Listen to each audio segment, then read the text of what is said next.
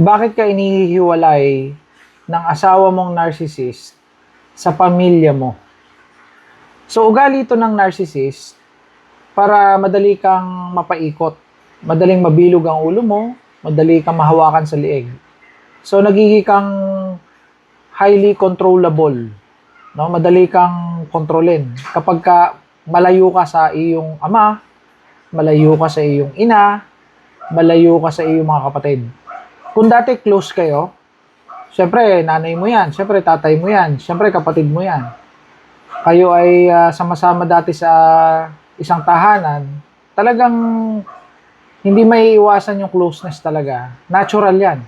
Pero pag dumating sa buhay mo, ang narcissist na asawa mo o iyong live-in partner or jowa mo, dahan-dahan kanyang ihihiwalay sa iyong nanay, sa iyong tatay, sa iyong mga kapatid, at maging sa iyong mga pinsan o sa iyong mga tiyahin, tiyuhin, lolo, lola. And sa mga kaibigan mo na rin, lalo na sa best friend mo kung may best friend ka.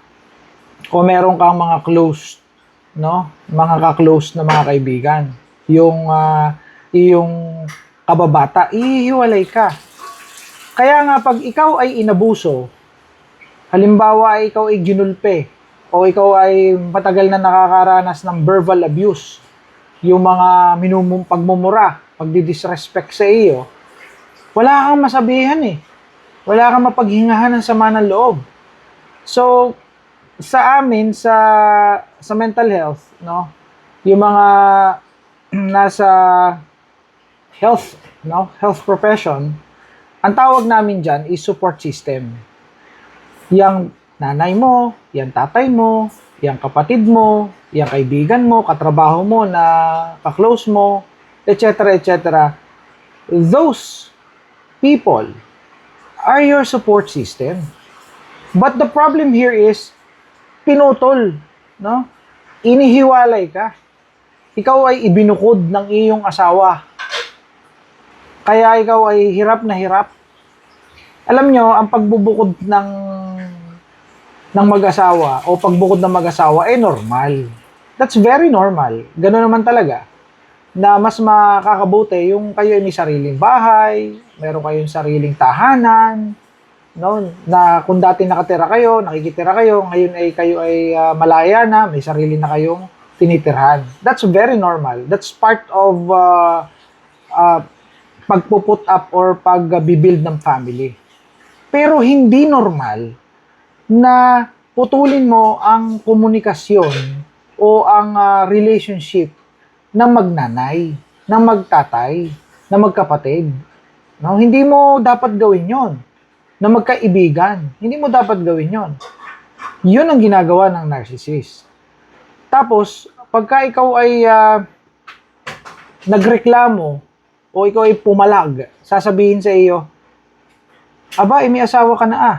Aba, may kalibin ka na. Aba, may partner ka na, may jowa ka na. No? Bakit kailangan mo pang gawin yan? Pagka may jowa na, kapag may asawa na, kapag may kalibin na, hindi na ganyan. Dapat tayo na lang, solo. Paminsan-minsan ka na lang talagang pumunta sa inyo o wag na lang. No? Kung emergency lang, saka ka pumunta sa inyo. At saka huwag ka masyadong makipag-usap sa iyong kapatid o kaya sa iyong mga pinsan, gayon. Yung mga events, like yung mga birthday yan, kasalan, iaano ka nyan. Isa-separate ka ng narcissist. Bihirang-bihira ka makaka-attend ng mga ganyang okasyon. Dahil nga, inihiwalay ka. Ang tawag dyan is isolation.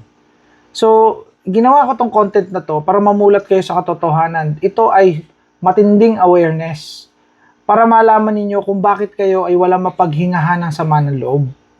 Wala kayong support system na tinatawag. Alam nyo ba na yung support system, yung binanggit ko, yung pamilya mo, yung mga kapatid mo, yung mga kaibigan mo, napaka-laking tulong yan sa mental health mo. And at the same time, saklolo mo yan. Para yung 911, na in case na ikaw ay gulpihin, o kaya ikaw ay tangkang papatayin, may magliligtas sa iyo. May tatawag ng help, may sasaklolo sa iyo. Yan ang yung importantness.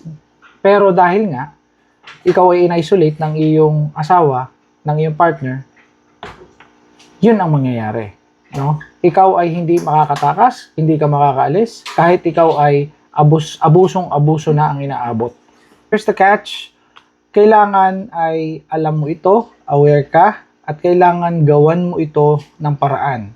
Kung ikaw ay nasa abusive partner ngayon, nasa narcissistic relationship, no, gumawa ka ng plano, magplano ka mabuti, pagplanuhan mo, para na sa ganon ay sa mga susunod na buwan, susunod na taon, susunod na mga araw, ay ikaw ay makawala o malaging malaya ka. Dahil kapag nagtuloy-tuloy ito, ikaw ay malulubog hanggang masira ang mental health mo. So see you in my next content. Bye for now.